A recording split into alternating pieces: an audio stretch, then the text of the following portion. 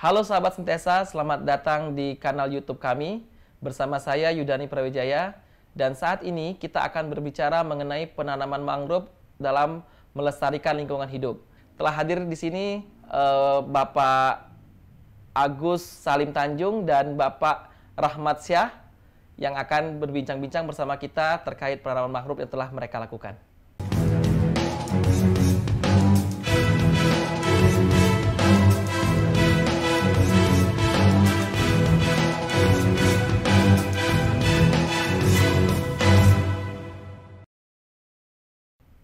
Ada beberapa hal yang ingin saya bicarakan dengan Bang Agus saat ini, yaitu mengenai terkait, mungkin pertama kali kita akan berbicara tentang amfibi nih Bang Agus. Kapan berdirinya amfibi ini, terus apa sih yang menjadi latar belakang berdirinya organisasi amfibi ini? Jadi singkatnya itu 2016 itu saya legalkan namanya amfibi ini, Aliansi Masyarakat Pemerhati Lingkungan Hidup dan B3 Indonesia. Ada B3-nya, bahan berbahaya beracun itu tujuannya. Nah, saya mendirikan amfibi ini sebelumnya saya adalah pengusaha di limbah B3.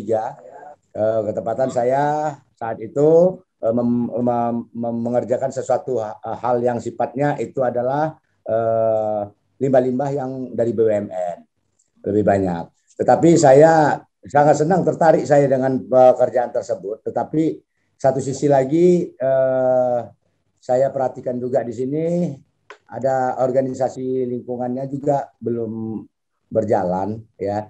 Jadi saya juga melihat sikonnya di tahun 2010 sampai dengan 2014 itu saya jalankan perusahaan tersebut, dan akhirnya di 2016 saya ambil keputusan untuk membentuk wadah namanya amfibi, Aliansi Masyarakat Pemerhati Lingkungan Hidup dan B3 Indonesia, yang lebih banyak kepada memberikan solusi itu daripada advokasi.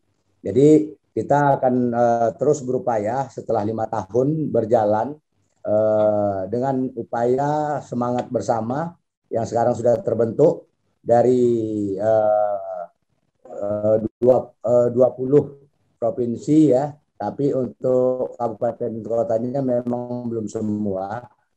Kalau untuk jumlahnya semuanya terbentuk sekitar 170 kabupaten kota. Nah, inilah yang menjadi salah satu ini saya sendiri ya selaku ketua umum pendiri kita lakukan, dan sekarang ini sudah mulai ada kawan-kawan yang sudah mulai bisa ikut berpartisipasi dan memberikan aspirasinya, bahkan melanjutkannya dalam kedepannya nanti. Itu yang kita harapkan. Ya, salah satunya ini Bung Rahmat, salah satu dia adalah ketua kelompok tani Hutan Hijau Mekar. Hutan Hijau Mekar. Dia yang berada di pesisir pantai Bagan Serdang, Kecamatan Pantai Labu, Kabupaten Deli Serdang, Provinsi Sumatera Utara. Nah, jadi saya masuk di Sumatera Utara ini setelah Jawa Timur saya benahin kemarin itu, setelah Jawa Barat, setelah ini Sumatera Barat, maka saya baru 2 tahun saya coba untuk mengaktifkan kembali karena Sumatera Utara ini sudah terbentuk 2017.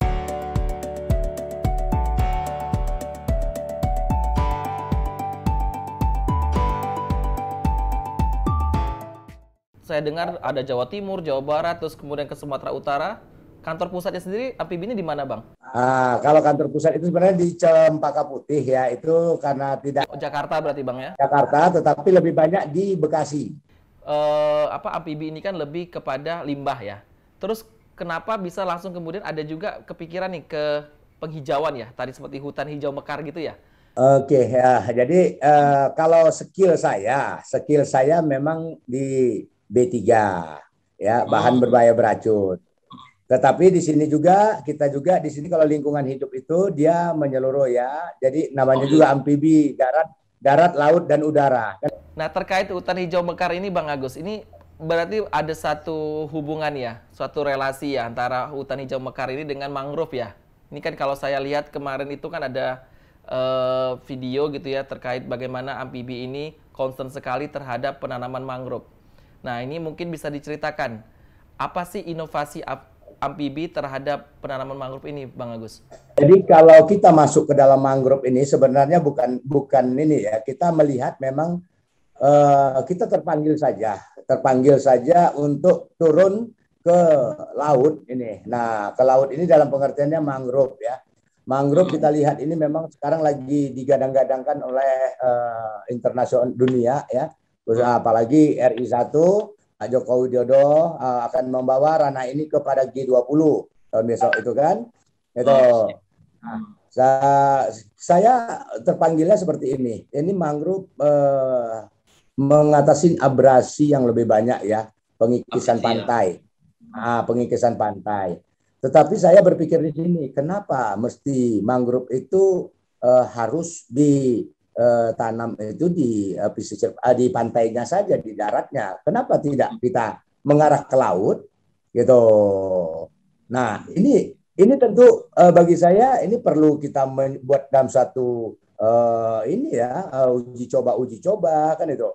Saya pikir di sini tidak begitu sulit kok gitu. Nah, kemarin itu saya turun dari Jakarta itu ya dalam mendukung program padat karya percepatan ekonomi nasional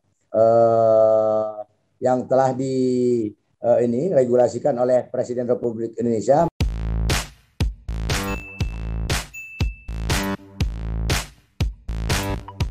Jadi itu saya mencoba masuk di sini di lokasi itu ternyata banyak lumpur ya di Bagan Serdang itu.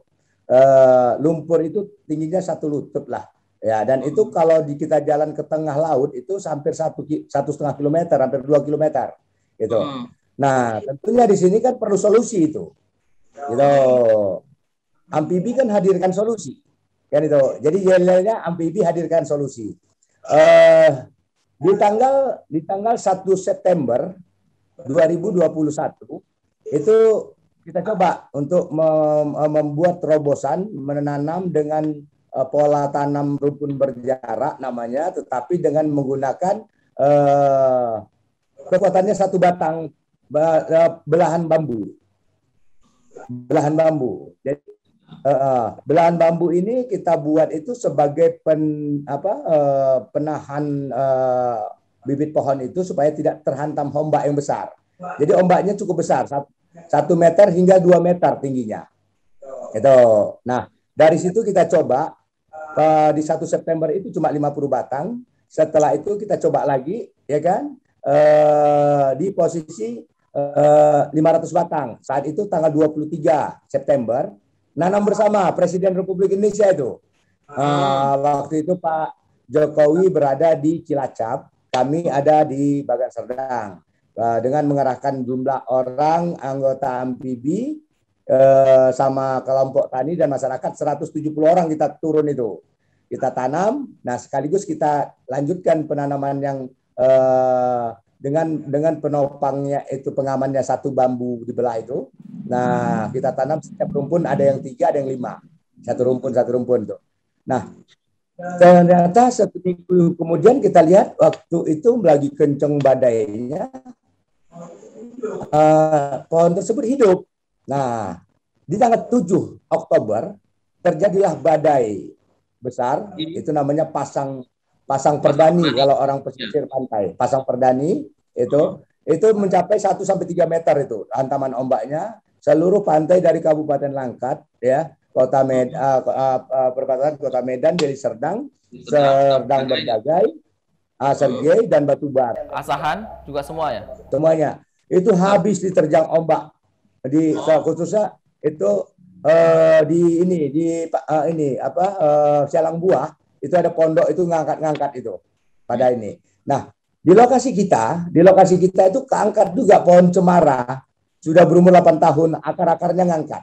Jadi ada 2 pohon yang ngangkat, yang ketarik sama ombak itu, dan juga banjir masyarakat, kebanjiran. Tetapi yang luar biasanya pohon yang kita tanam itu hidup semua. Mungkin kalau bisa saya simpulkan dulu nih, saya coba simpulkan dulu. Jadi amfibi ini dengan hutan hijau mekarnya itu, kemudian melihat bahwa mangrove ini mempunyai manfaat ya Bang ya, dalam hal untuk mencegah abrasi gitu ya. Kemudian ini sangat penting sekali untuk menahan ya laju abrasi yang ada di lautan gitu ya Bang ya. Kemudian amfibi kemudian membuat sebuah inovasi gitu ya. Membuat semua inovasi untuk menanam mangrove dan tentunya dengan metode yang baru dengan bilah bambu yang terbukti dengan penanaman mangrove dengan metode ada bambunya tadi itu ketika ada pasang perbani gitu ya. Kemudian di mana tumbuhan-tumbuhan lain itu terangkat, maksudnya tuh apa namanya tuh karena kerasnya air, terus mangrove yang ditanam dengan bilah bambu tadi itu aman gitu ya Bang Agus ya, seperti itu ya. Itulah itu yang kenyataannya sekarang ini. Yang terlihat itu aman semuanya 99%. Kalau 100% saya nggak inilah ngomong kan itu. Nanti satunya buat duga-duga aja lah gitu. Menduga-duga gitu. Tapi walaupun kayak gitu kan sudah terbukti ya Bang ya bahwa memang dengan adanya metode menanam mangrove dengan metode termasuk ini metode baru ya Bang ya, dengan bambu ini ya, metode baru ya. Nah dengan metode baru ini bagaimana Bang cara menanamnya nih, secara praktisnya gitu ya. Apakah cuman ini tanaman kemudian ditempelin bambu terus ditancapkan ke mana tadi, ke pantai gitu ya, atau bagaimana ininya mekanisme metode penanamannya ini? Apakah sama dengan cara kita menanam tumbuh-tumbuhan lain atau seperti apa? Kita tarik benang lurus ya, tali lurus itu dari bibir pantai kita ukur pertama 70 meter. Nah, kita patokkan. Jadi kita belah bambu panjang 2 meter itu bambu kita belah 2 dan itu kita tancapkan ke bawah itu 1 meter hingga 1,5 meter. Nah, disisakan itu 0,5 meter. Disisakan 0,5 meter. Kenapa saya disisakan 0,5 meter?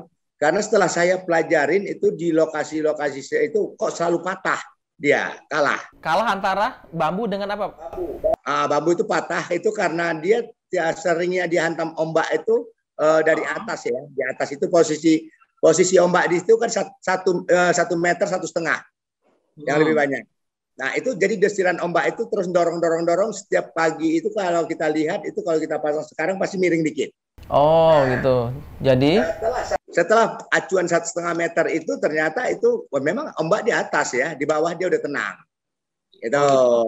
Nah, itulah menjadi satu ini kita kekuatan kita langsung kukuhkan itu dalam pengertiannya kita akan buat sampel 1 hektar.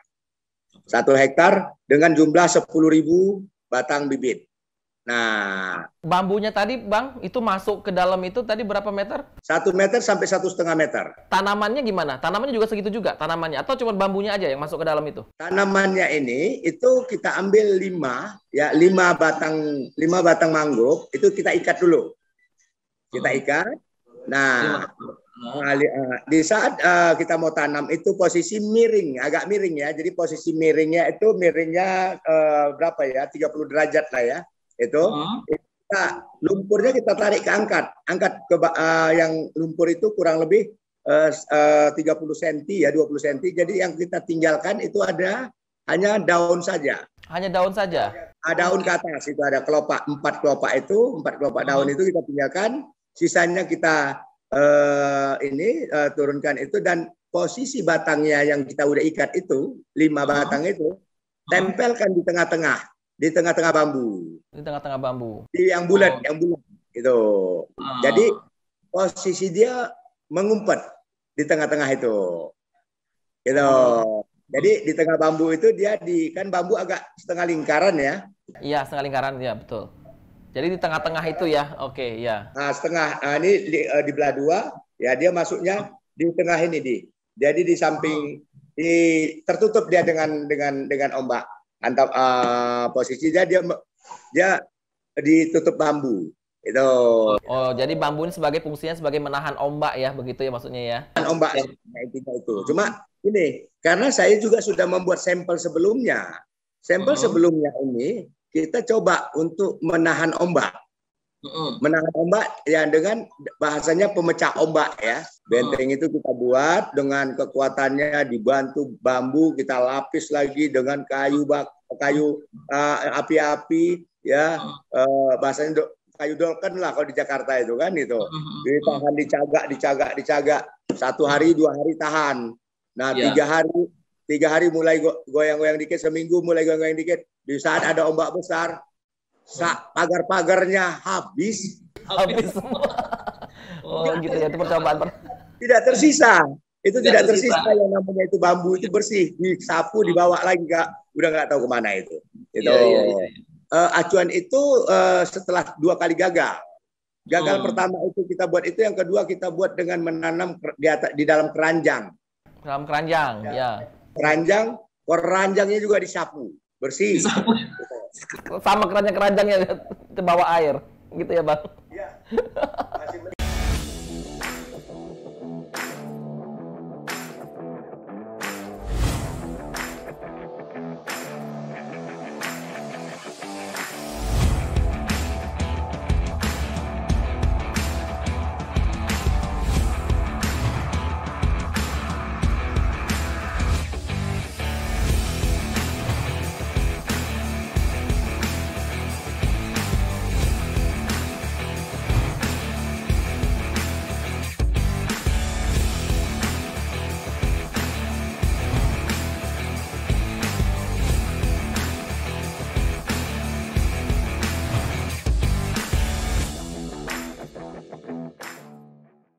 Saya berpikir di sini dengan adanya kita membuat dengan metode bambu belah, ya kan? Tentunya ini saya pikir ini bisa kita coba dengan cara ini. Nah, kita coba itu sekarang malah berani kita 1 kilometer ke depan. 1 kilometer kita coba ya, semoga sukses Bang ya. Alhamdulillah Muri menyetujui, kemarin sudah menyatakan setuju, dan juga dia telah memberikan suatu predikat untuk kita yang akan dianugerahkan, tergantung kita ini kapan, mungkin tanggal 25 besok.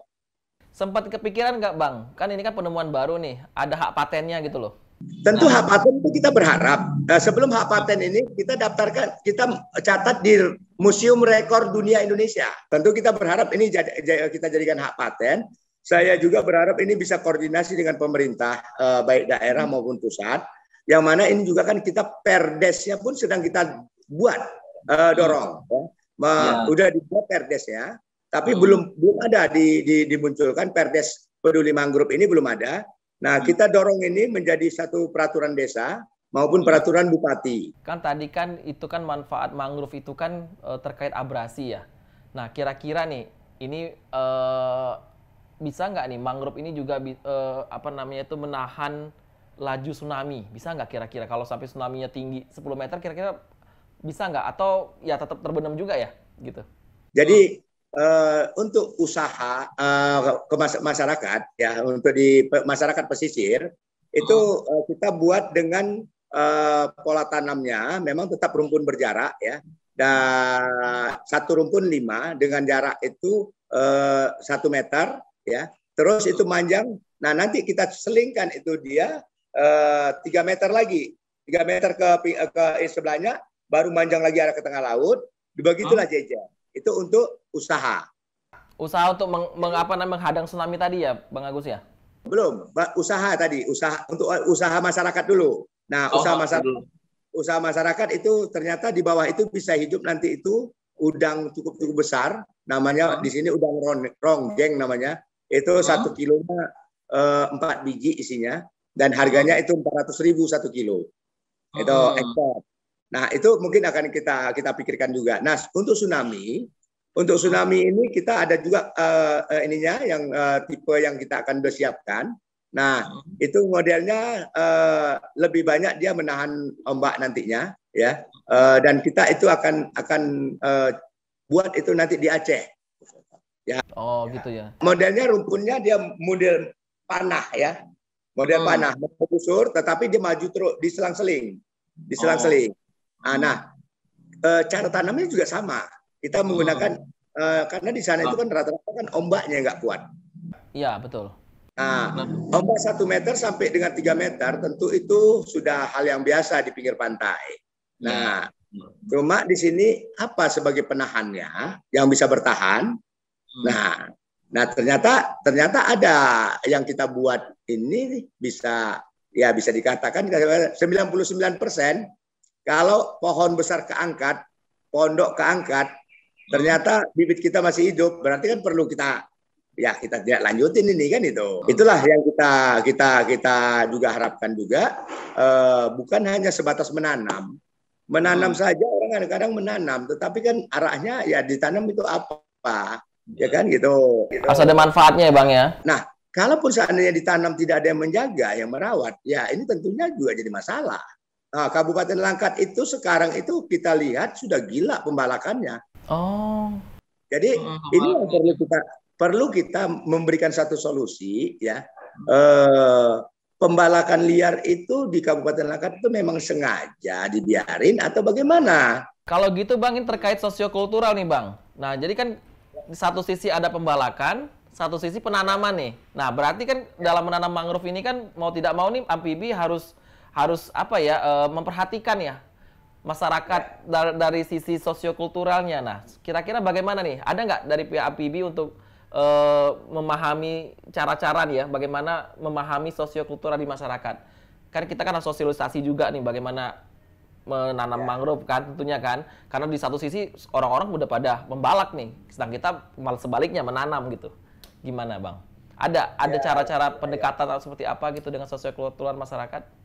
Kalau untuk hal tersebut ya memang agak sedikit bisa dikatakan komplit lah di Bagan Serdang ini ya, di pantai ini.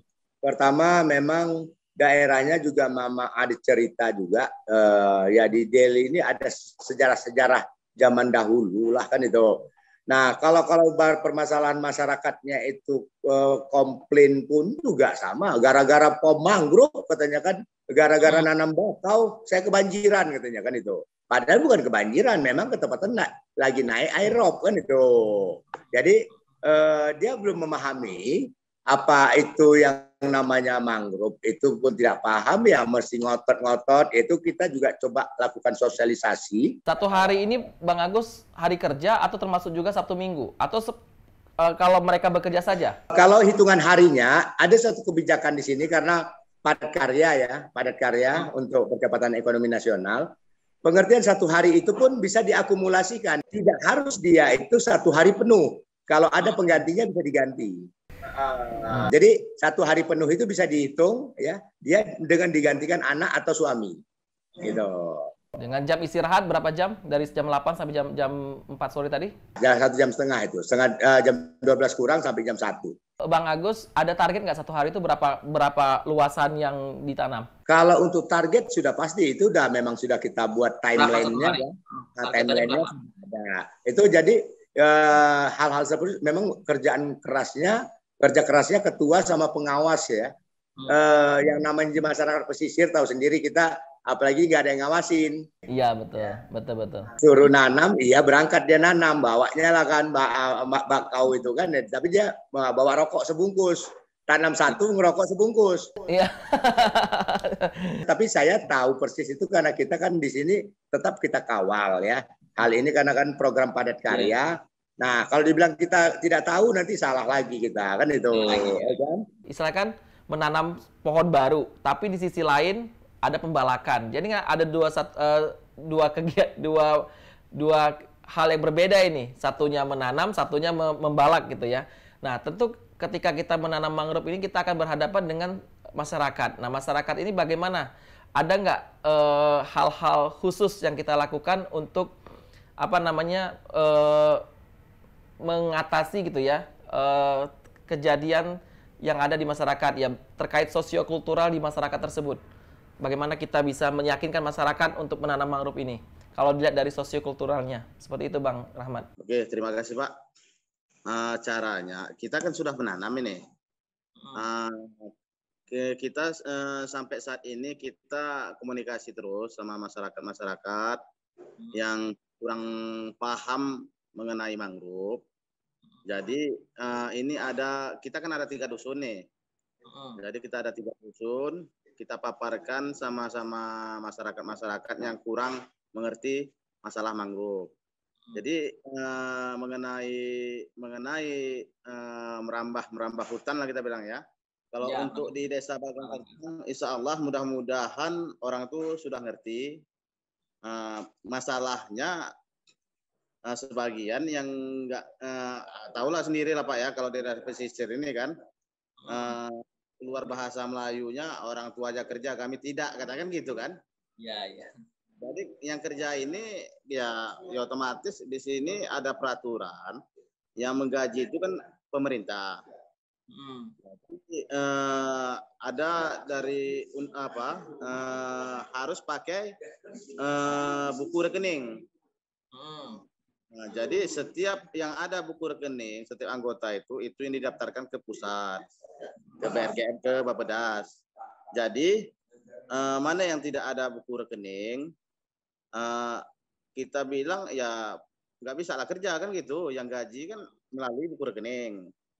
Jadi sudah saya sampaikan juga ke masyarakat, bahasanya siapa yang mau kerja, bikinlah buku rekening, biar saya daftarkan ke pusat, ke BRGM atau ke Bappedas.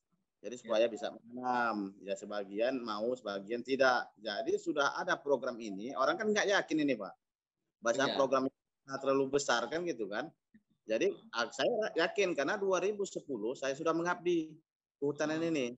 Tidak begaji pun saya lakukan. Itu zaman-zaman saya lajang itu. Jadi kalau sampai saat ini ada pun duitnya, ya jelas rajin lah kita. Apalagi nggak ada duitnya kita rajin, ada duitnya kita malas, ya nggak mungkin kan gitu kan Pak. Iya betul. Nah, jadi masyarakat ini kan kenanya nggak begaji itu, kerja gila itu kan gitu kan, swadaya aja. Kalau aku nggak, kuciptakan 2010, kuciptakan wisata-wisata kecil-kecil, kukerahkan masyarakat-masyarakat yang mau bekerja sama kelompok Hijau Mekar ini.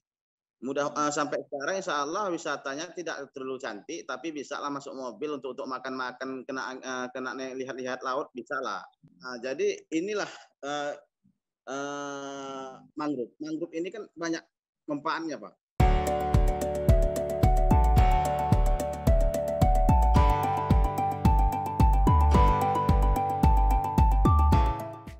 Jadi berarti masyarakat juga akhirnya sekarang ini sudah mulai tertarik gitu ya untuk melakukan penanaman mangrove nih berarti ya. Ke depan nanti akan lebih mudah gitu ya.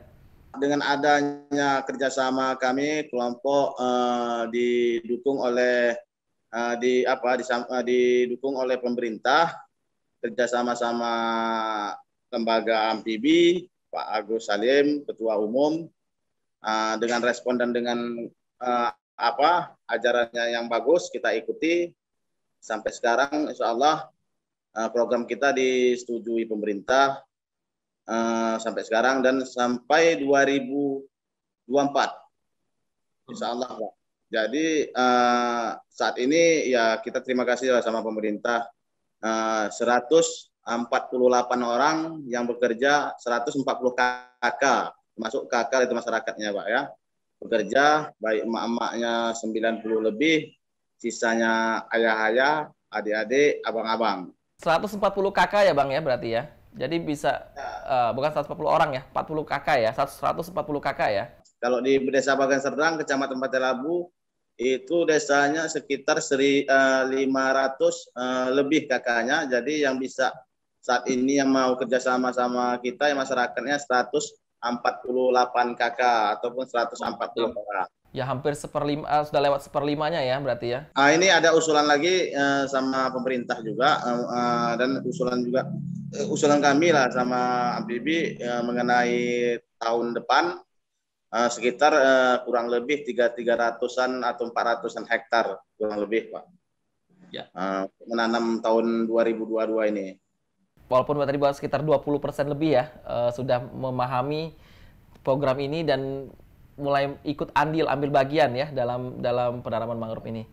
Ya, suatu sukses yang luar biasa dan semoga kedepannya juga akan semakin banyak masyarakat yang menyadari perlunya penanaman mangrove untuk kelestarian lingkungan hidup. Begitu ya Pak Rahmat ya? Ya Pak. Ya. Baik Pak Rahmat dan Bang Rahmat dan Bang Agus, sekali lagi kami ucapkan terima kasih atas kesediaan Bang Rahmat dan juga Bang Agus dalam wawancara ini. Terima kasih atas kesediaan waktunya. Demikianlah bincang-bincang kita bersama Amfibi, organisasi pecinta lingkungan hidup. Semoga memberikan manfaat bagi kawan-kawan semua. Jangan lupa untuk like, subscribe, dan komennya ya. Sampai jumpa di lain waktu.